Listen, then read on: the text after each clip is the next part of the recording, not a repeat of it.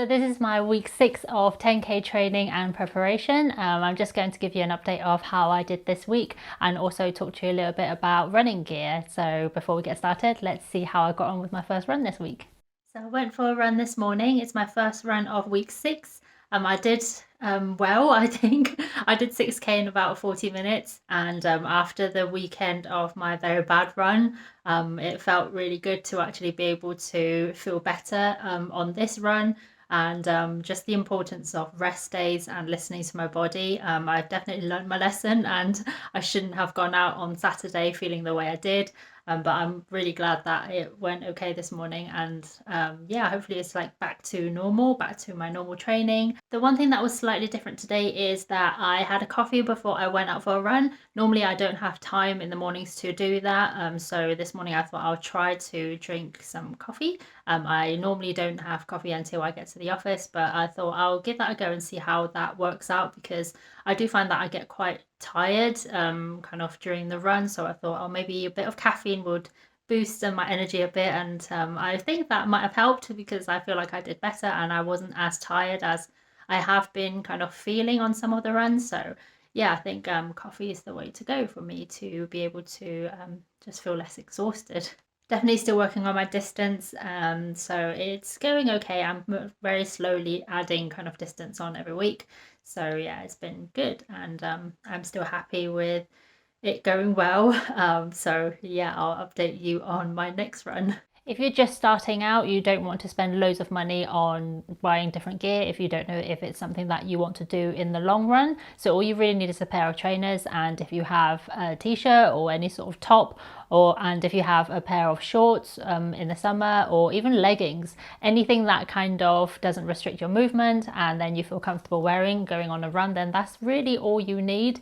You don't need to buy all the fancy stuff and gear to get you going. Those are the things that I had when I first started. So I already had a pair of trainers from exercising in the past. They weren't particularly running trainers, but I had a pair of trainers, so I just wore those to run, and I just wore t-shirt and a pair of stretchy leggings. I do think they were gym kind of leggings, because I did do other exercises in the past, like I used to play badminton and sometimes just did other workouts, so I did have a pair of kind of trousers that were designed for exercise, but I didn't go out buying loads of stuff when I first started running. Like I said, just a pair of trainers will do. But over time, the more running I did, the more I kind of noticed things that would make running a little bit nicer, and some of them a little bit easier, and also things that would keep me running. For example, I ended up buying some running socks specifically designed for running. So the socks that I have do have certain padded areas to kind of help with chafing and kind of discomfort while running. So there's certain areas that have a little bit more material just to prevent my feet from rubbing as much inside my running shoes. So I feel like that has definitely helped. And previously I've worn socks that weren't designed for running. So over time when I would run, the socks would kind of slowly fall down into the shoe, and then it will just get very uncomfortable. So I'm glad I bought specific running socks for those. So for me personally, I wouldn't go out on a long run without specific socks, but that's just something I found out over time as I did more running. Sorry if you can hear crunching noise, it's my cat eating right next to me, so sorry about that. So the next thing I bought was a sports bra. I was specifically looking for high impact sports bra because I read a lot about kind of when you run and over time your boobs kind of with the movement of running could end up sagging your boobs a lot, and also can be quite uncomfortable if you don't have a bra that's designed for running and kind of the movement that is involved when you go for a run. So I got a sports bra, and I actually got quite a few different ones. So far I've not found any that's very comfortable. I think I just need to shop around a little bit more. They're all either kind of too tight in certain areas, or they don't provide enough support, and just certain things that are kind of, I've just not found the right one yet, but it's definitely worth looking into if you are a female runner. The other thing that's worth having is some gloves, especially now that the weather's getting colder, and if you go out for a run in the cold, your hands tend to feel the cold quite a lot, and it's quite uncomfortable and painful.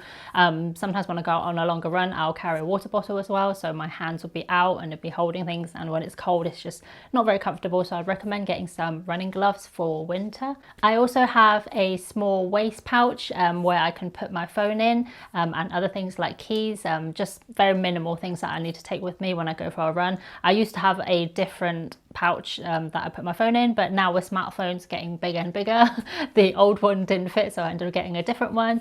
This one's not perfect either, it's only got two little pockets, but for now it works. So in the bigger pocket I usually have my phone. It's actually very comfortable to wear, it's very stretchy, and I don't feel it when I'm running, which is the main thing, because anything that moves while I run is just very uncomfortable and very annoying. So that pouch actually works out really well, even though it's not ideal in terms of the amount of pockets and certain things, so I wish it was a bit different, but this one works for now and it was very cheap from Amazon.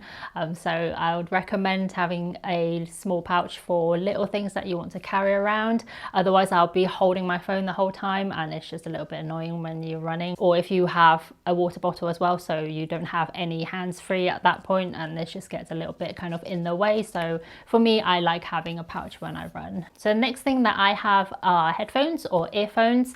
I normally don't always listen to music or anything when I go out for a short run, and when I go early in the mornings and it's still dark out, I tend to not listen to anything because I want to kind of be more aware of my surroundings.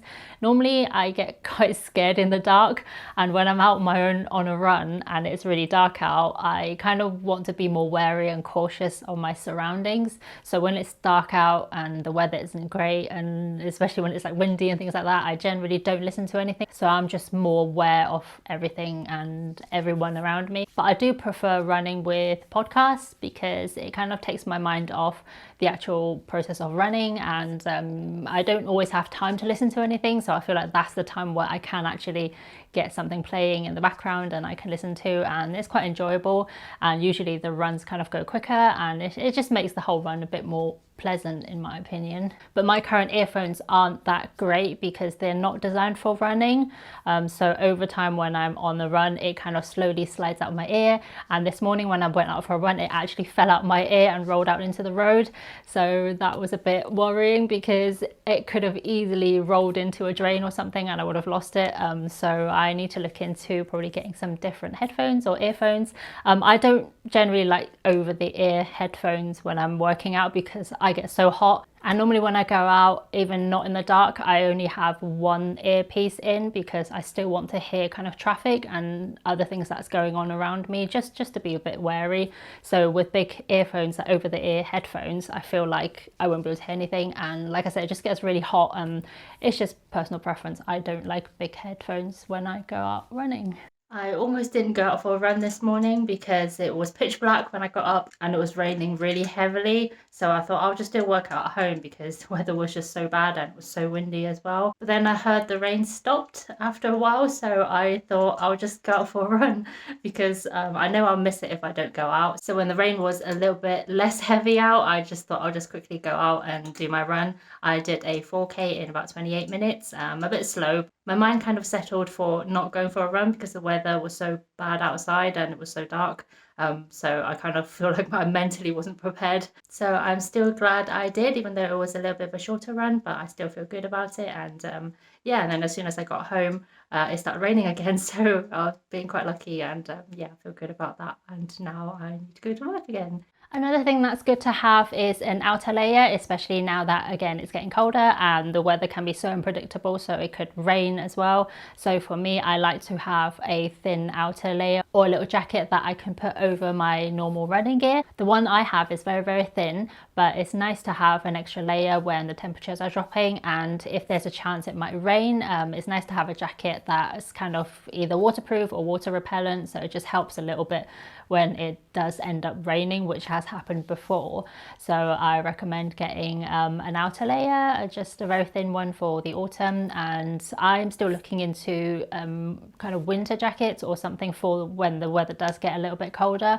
I haven't decided what I want to get yet, so I'm doing some research at the moment, but an outer layer is good for colder weathers. Talking about different weather gear, I would recommend some sunglasses if it's sunny, or a cap or a hat that kind of blocks out the sun. I like to wear sunglasses normally if it's sunny out, but sometimes I go out running wearing my glasses, which means I can't wear sunglasses, so I would have something with a visor which blocks out the sun, and something like that also helps if it rains, because if you're running in the rain, you're just constantly squinting, and then the rain will get into your eyes and it gets very uncomfortable. So I'd recommend getting something to kind of block out the rain and the sun. And yeah, sunglasses is also very good. If you're running kind of towards the sun, it kind of hurts your eyes a little bit. For me anyway, personally, I feel like after a while, if it's very bright out, my eyes just get a bit dry and tired, and it's just not very comfortable. So sunglasses is another recommended item. I wouldn't necessarily say you have to have running sunglasses. I just wear the ones that I've got, a pair that I'm not too worried about it getting scratched because it was quite cheap. But you can get kind of specific running glasses that kind of sit better and move around a little bit less, and they usually have a different shape as well, which can block out sunlight from the sides as well. So that's something I might invest in the future, but at the moment I just use any kind of sunglasses that I have lying around, and that just works as well. If you're someone who likes to track their progress like I am at the moment, because I'm training to do a 10k, so I want to know how far I've run, and be ideal to see kind of how fast I'm running as well.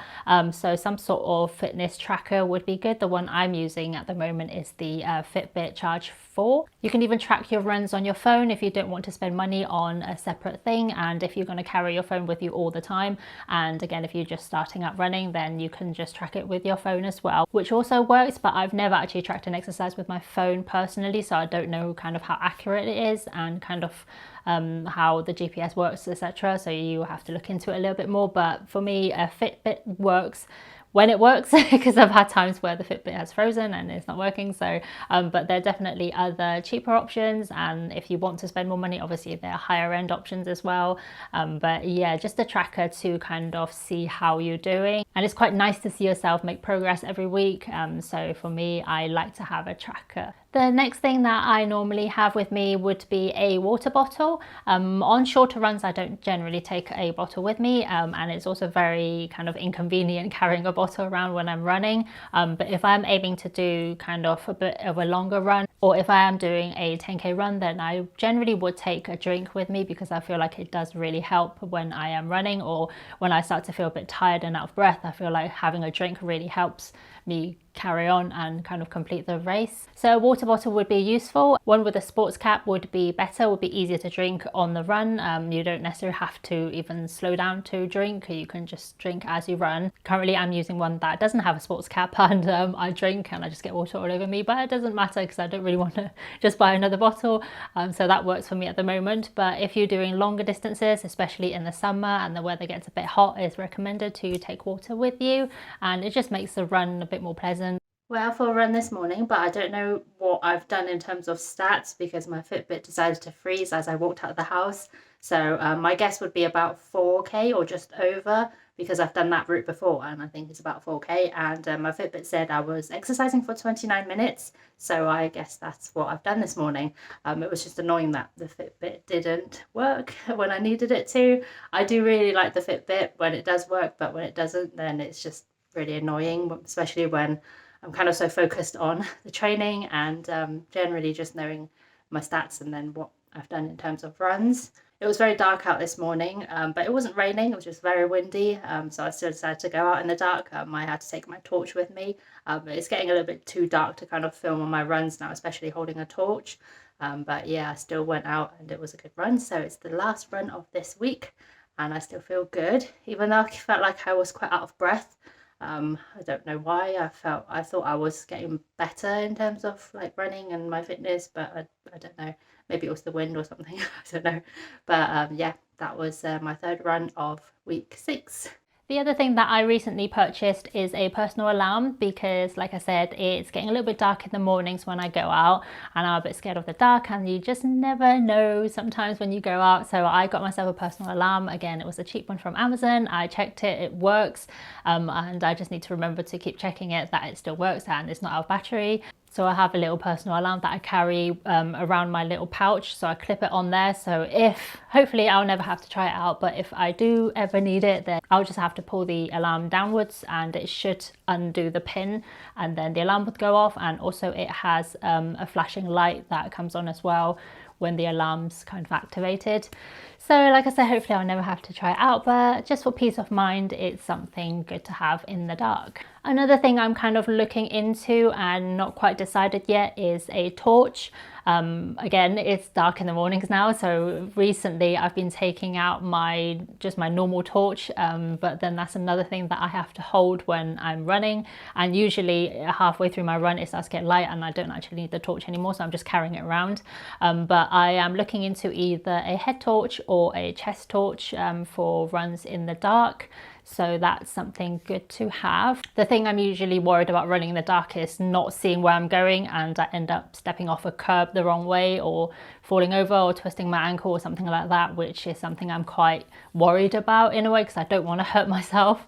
So having a torch definitely helps when you run in the dark. And the next thing that I carry around with me, and it might just be me because I always have a runny nose when I'm running. Like I've mentioned in one of my previous videos, especially when it's windy and it's cold out, my nose is constantly running, so I have to take tissues with me. So I need to have a pocket for that. Usually I put it in my little pouch that I wear on my waist, but yeah, tissue is another thing that I personally need to carry around. I don't know, some of you probably might have the same problem.